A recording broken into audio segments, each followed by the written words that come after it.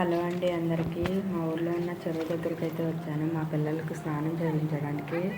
మేము రోజు ఇందులో స్నానం చేయమండి, ఎందుకంటే మేము ఉండేది హైదరాబాద్లో. మీకు చూపిద్దామని మా ఊరిని వీడియో తీస్తున్నాను. ఎవరు ఊర్లో లేరండి, జనాలందరూ 100 రోజులు పనికి వెళ్ళారు. ఇందులో చేపలు వేస్తారు కానీ మేత వేయనవరు, ఎందుకంటే గేదెలు నీళ్లు తాగుతాయని వాడుకోవడానికి, స్నానాలు చేయడానికి ఈ నీళ్ళని అందరూ ఉపయోగించుకుంటారండి. ఇది వచ్చేసి ఇంకొక చెరువు అండి, ఇదేమో పంచాయతీ చెరువు అంటారు. దీంట్లో కూడా చేపలు రొయ్యలు వేస్తారు. ఇప్పుడైతే వేసారో లేదో కూడా నాకు తెలియదండి. ఇది కూడా సేమ్ చెరువు అండి, దీన్ని 2 చెరువులుగా చేశారు. ఇదేమో అంజీర్ చెట్టు అండి, సేమ్ అంజీర్ చెట్టు కాయలాగానే ఉంది. నేను సడన్గా చూసి అంజీర్ కాయలేమో అనుకున్నాను. అసలు అంజీర్ కాయలు మీరు కూడా చూడండి, అంజీర్ కాయలాగానే ఉంటుంది. అసలు ఎంత పెద్ద చెట్టు, అంజీర్ చెట్టు అనుకుని సడన్గా షాక్ అయ్యాను.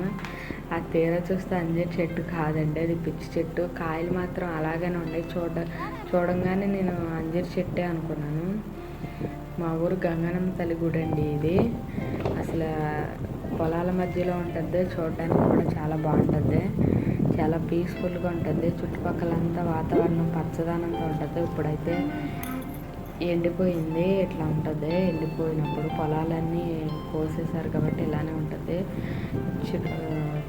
గుడుగు చుట్టూతో మాత్రం పచ్చగా ఉంటుంది. ఆ టైంలో మాత్రం మాకు గంగనమ్మ తల్లి సంబరాలనే ఆగస్టులో చేస్తారు. చాలా బాగా చేస్తారు. వాటర్ ఇక్కడ పక్కన చెరువు ఉందండి, ఆ వాటర్ కూడా లేవు ఇప్పుడు. అప్పుడైతే మాకు కలుపులు తీసే టైం అండి, చేలు పచ్చగా ఉంటాయి, వాటర్ కూడా ఉంటాయి. చాలా బాగుంటుందండి. మాది చాలా మధ్యలో గుడి ఇది. ఆ రోజు నైవేద్యాలన్నీ జరుగుతాయి కదా, అక్షణాల్లో ఇంకా బాగా జరుగుతాయి. అప్పుడు మాత్రం కోళ్ళని మేకల్ని అన్నిటిని ఇస్తారు. కోళ్ళని కోస్తారు, కొప్పించుకున్న వాళ్ళు కొప్పించుకుంటారు, మిగతా వాళ్ళేమో కోసేసుకునే వాళ్ళు. అందరూ ఇక్కడే సంబరాలు అనేది బాగా జరుపుకుంటారండి.